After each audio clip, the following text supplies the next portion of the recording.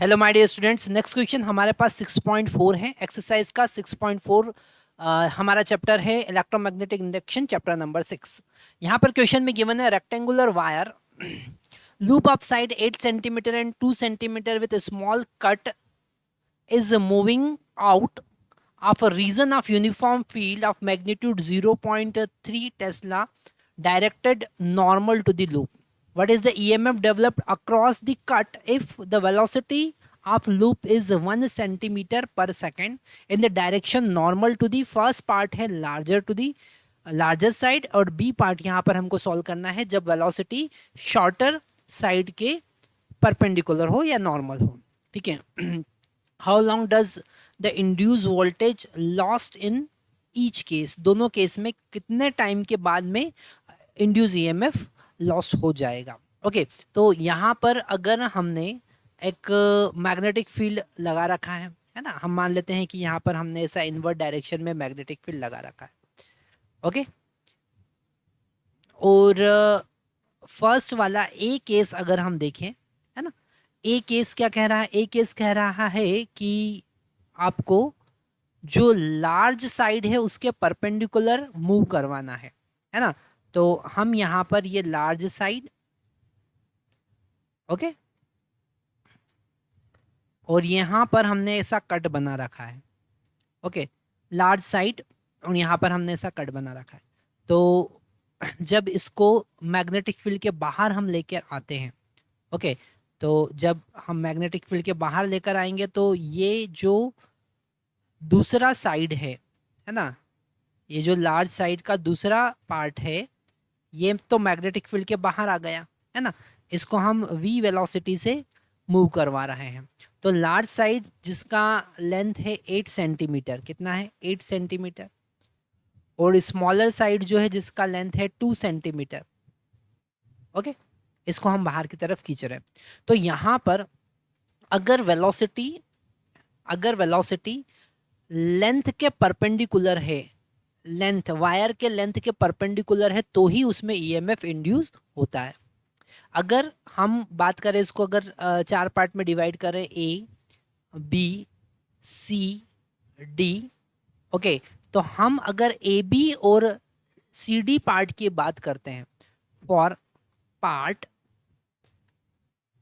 A B and C D EMF is equal to 0. क्यों? क्योंकि velocity का direction conductor के लेंथ के डायरेक्शन में ही है ना.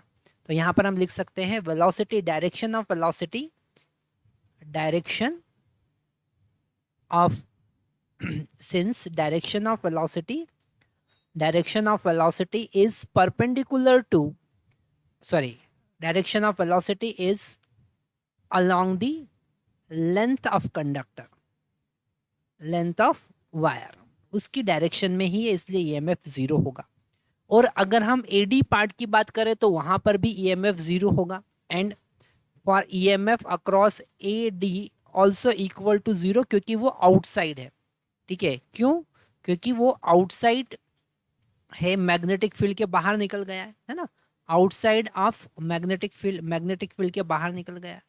तो यहाँ पर जो बीसी टर्मिनल है उसमें ही ईएमएफ इंड्यूस होगा, है ना. दस द नेट ईएमएफ, और वही इन दोनों टर्मिनल के अक्रॉस आ जाएगा. इन दोनों को हम ए बी लिख देते हैं. तो यहाँ पर EMF across BC will be equal to EMF across small A B which is equal to B L V. Okay तो बी का वैल्यू यहाँ पर कितना है? बी का वैल्यू यहाँ पर गिवन है 0.3 टेस्ला. वी का एल का वैल्यू यहाँ पर 8 सेंटीमीटर है, तो 8 इंटू 10⁻⁻², क्योंकि मीटर में कन्वर्ट करना है. ओके और यहाँ पर वेलोसिटी v जो है वो 1 सेंटीमीटर पर सेकेंड, तो हम यहाँ पर लिख सकते हैं 1 इंटू 10⁻⁻² मीटर पर सेकेंड हो जाएगा, है ना. जब इसको मल्टीप्लाई करेंगे तो ये हो जाएगा 2.4 इंटू 10⁻⁻4 वोल्ट. 2.4 into 10⁻⁻4 volt. इसी का अगर हम बी पार्ट सॉल्व करते हैं, यहाँ पर हम ए पार्ट सॉल्व कर रहे थे, अब हम बी पार्ट अगर सॉल्व करें तो बी पार्ट में यहाँ पर स्मॉलर साइड है, उसके नॉर्मल हम उसको बाहर वेलोसिटी दे रहे हैं.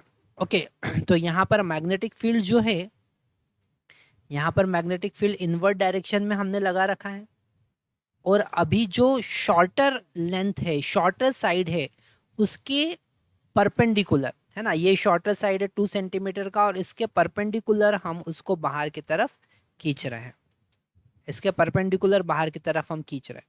तो यहाँ पर लेंथ जो है अब हमको केवल 2 सेंटीमीटर लेना पड़ेगा। कितना लेना पड़ेगा? 2 सेंटीमीटर। बाकी तो केस वही होगा जो ऊपर देखा था।